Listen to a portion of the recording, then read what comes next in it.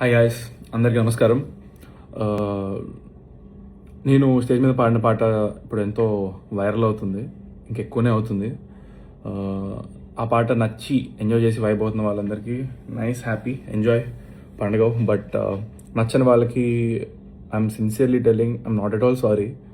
Because మీ మనోభావాలు ఇప్పుడు హర్ట్ అయినాయేమో, నాది ఎప్పుడో హర్ట్ అయినాయి. నన్ను ఇన్ని సంవత్సరాలుగా వందల వేల పదాలు నా మీద వాడారు, ఎన్నో బూతులు, ఎన్నోసార్లు, ఎన్నో ఒకేషన్స్లో ఫర్ నో రీజన్, నా తప్పే లేకుండా నన్ను అన్నారు. సో అప్పుడు ఏమైంది, మీ సమాజంలో వాడాల్సిన మాటలు, బూతులు, అమ్మో ఏమైపోయింది అప్పుడు. ఇప్పుడు రెండు పదాలు మీరు, అది కూడా మీరు నా పైన వాడిన వాటిలోంచి నేను 2 తీసుకొని, which are not even that big to be honest చెప్పాలంటే. నా జోలికి వస్తే పగిలిపోద్దిరా అంటున్నాడు అంతే. నా జోలికి రాకండి, పగిలిపోద్ది వస్తే. I stand by those words. దగ్గరకు వచ్చి చూడు, తెలుస్తుంది. అండ్ యా, సో ఎవరు అమ్మ నాన్న నేర్పరు, ఓకే, నేను నీ దగ్గర నుంచే నేర్చుకున్నాను. సో అవి తిరిగి 2 అంటే మెయిన్గా అశోక్ కుమార్ వేముల, నీకు 24 hours టైం ఇస్తున్నా. నువ్వు గనక నాకు 24 hours అపాలజీ నీ నుంచి రాలేదనుకో, దీన్ని నేను ఎక్కడ ఎస్కలేట్ చేయాలి, ఎంత చేయాలో నేను అసలు ఇంతవరకు నా లైఫ్లో నేను ఒక మీమర్ కానీ, ట్రోలర్ కానీ, లేకపోతే నా మీద వాడిన వర్డ్స్ కానీ ఎప్పుడు కూడా నేను రియాక్ట్ అవ్వలేదు. అంటే బాధ ఎక్స్ప్రెస్ చేయలేదు, ఎక్కడ ఏ సింపతి కోరుకోలేదు, లేకపోతే కంప్లైంట్ అనేది కానీ, రచ్చ కానీ ఏం చేయలేదు. ఎందుకంటే ఎవరు ఏమన్నా సరే నన్ను అన్నారు, నన్నే అన్నారు, నేను లైట్ తీసుకున్నాను. I took it as criticism. ఎంతవరకు తీసుకోవాలి అంతవరకు క్రిటిసిజంగా తీసుకున్నాను. అండ్ సరదాగా వదిలేశాను. కానీ దిస్ పర్సన్, నువ్వు మా ఇంట్లో మహిళలను అన్నావు, మా నాన్నగారిని అన్నావు, నాతో వర్క్ చేసిన వాళ్ళని అన్నావు, నేను దేవుళ్ళగా భావించే ప్రొడ్యూసర్లు అన్నావు, అండ్ ఆ రోజు వచ్చిన గెస్ట్లను అన్నావు, అందరినీ అన్నావు. చాలా నీచంగా, చండాలంగా, అసభ్యకరమైన మాటలు వాడి అన్నావు. ఒక ఫోన్ వీడియో పెట్టేసి డైరెక్ట్గా మాట్లాడావు. It is not criticism, it was degradation, defamation, insults. నీకుందిరా రే, నేను ఆల్రెడీ మాట్లాడుతున్నా లాయర్లతో. ఫస్ట్ టైం సీరియస్ తీసుకొని నేను ప్రాపర్ వేలో వెళ్తాను. ఇలాగ నేను ఫోన్ ఉంది కదా అని పొద్దున్న లేచేసి ఇట్లా పెట్టేసి మాట్లాడేసి చండాలం చేయడం కాదు. బుర్రు ఉంటే ప్రాపర్గా, కన్స్ట్రక్టివ్గా, ప్రోగ్రెసివ్ వేలో వెళ్ళాలి. నీకు నిజంగా నీకు మనోభావాలు హట్టే, ఇది ఒక సమాజంలో నువ్వు ఒక లీడర్గా ఫీల్ అయ్యి ఏదో స్టాండ్ తీసుకుందాం అనుకుంటే, తీసుకునేది ఏదో సరిగ్గా తీసుకో. అర్థమవుతుందా? అంత బూతులు నేను వాడిన దానికి నువ్వు మాట్లాడిన వర్డ్స్కి అసలు అది నువ్వు ఎలా రైట్ అవుతావు అసలు నీకు అర్థమవుతుందా? నిజంగా నువ్వు అదే ప్రాపర్గా చెప్తే, ఏదో పెద్ద ఆయన చెప్తున్నాడు కదా, ఆహా ఓకే సార్, కరెక్టే సార్, మేబీ సారీ కూడా చెప్పేటోడేమో. అంటే నువ్వు అంతా నిజంగా సిన్సియర్గా ప్రాపర్గా మాట్లాడితే, నువ్వు మాట్లాడే విధానంలో అసలు మెచ్యూరిటీ లేదు. అండ్ నా విషయానికి వస్తే, నేను ఒకటే, I want to tell you all, అసలు నేను ఎప్పుడైనా ఏ రోజైనా ఏదైనా తప్పు చేశానా? నాకు సిన్సియర్గా నాకు చేసి ఉంటే కనుక నాకు చెప్పండి. I really want know. నేను ఎంతో మందితో వర్క్ చేశాను. ఈ చేసిన 2 మూవీస్లో అందులోంచి ఒక్కళ్ళని నేను వాళ్ళతో తప్పుగా బిహేవ్ చేసినట్టు కానివ్వండి, లేకపోతే ఏమంటారు యాటిట్యూడ్ చూపించినట్లు కానీ, లేకపోతే అట్లా చెప్పమనండి, చూద్దాం. ఎందుకంటే ఐఎమ్ వెరీ కాన్ఫిడెంట్.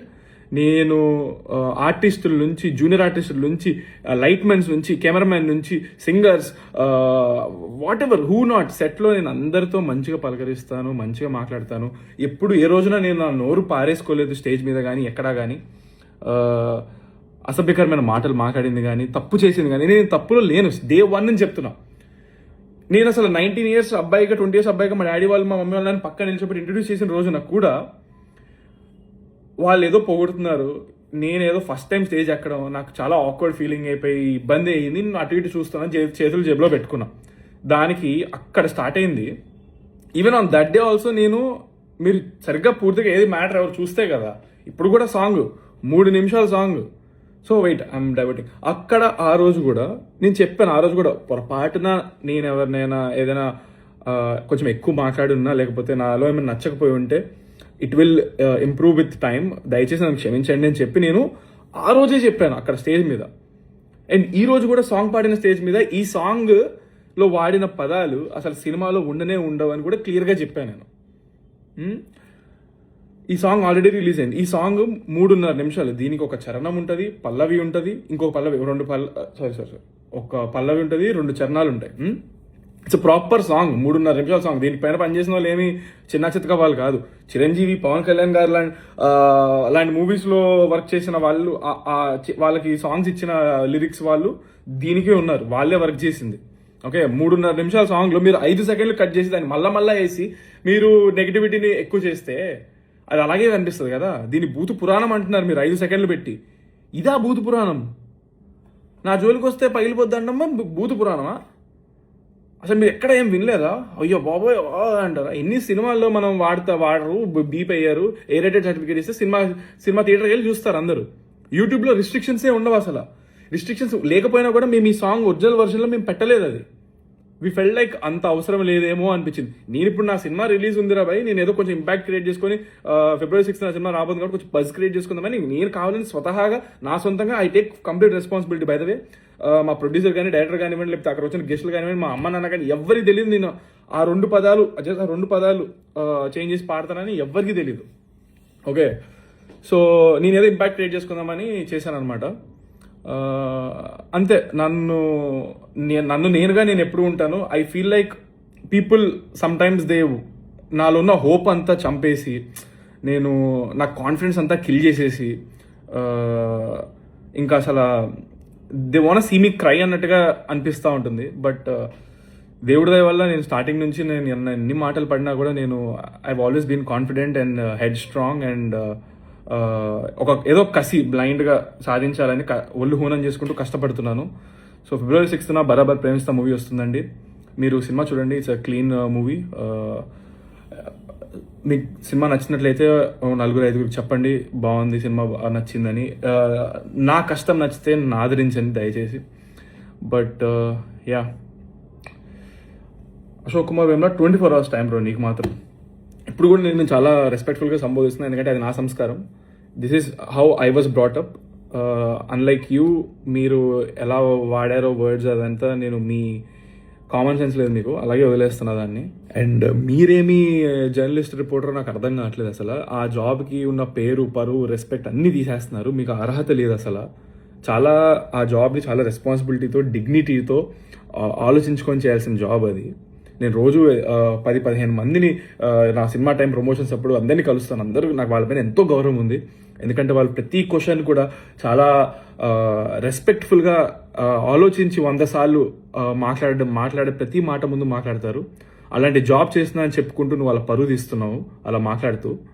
ఇన్ఫ్యాక్ట్ నేను స్టేజ్ 3 సాంగ్ పాడి దిగిన వెమ్మటే నాకు ఫస్ట్ అప్రిషియేట్ చేసిన person, one of the most respected and ఎప్పటి నుంచో ఉన్న senior most journalist come reporter ఆయన నాకు షేక్ హ్యాండ్ ఇచ్చారు. అక్కడ ఇంకా ఎంతో మంది రిపోర్టర్లు, జర్నలిస్ట్ ఉన్నారు, అందరూ అప్రిషియేట్ చేశారు. నా సాంగ్ అయిపోయిన తర్వాత ఫుల్ క్లాప్స్, విజిల్స్ అందరూ చేశారు. అండ్ వాళ్ళందరూ అప్రిషియేట్ చేసింది, మెచ్చుకుంది నేను వాడిన బూతులు కాదండి, నేను చేసిన అటెంప్ట్కి. నేను కాన్ఫిడెంట్గా పాడింది, ఎందుకంటే నేను పెద్ద సింగరేం కాదు, నేను సూపర్ పాడానని చెప్పట్లేదు. బట్ అలా సింగర్ కాని పర్సన్ స్టేజ్ ఎక్కి పాడడం అంత ఈజీ కాదని వాళ్ళు గ్రహించి నా ఎఫర్ట్కి నన్ను మెచ్చుకున్నారనమాట. అది వాళ్ళకున్న maturity. And I was able to entertain them for 3 minutes అనేది I'm very happy and proud about it, because I was able to and I gave my sincere effort to sing and entertain. So guys, thank you. And Ashok Kumar Vemula 24 hours, you better send me an apology.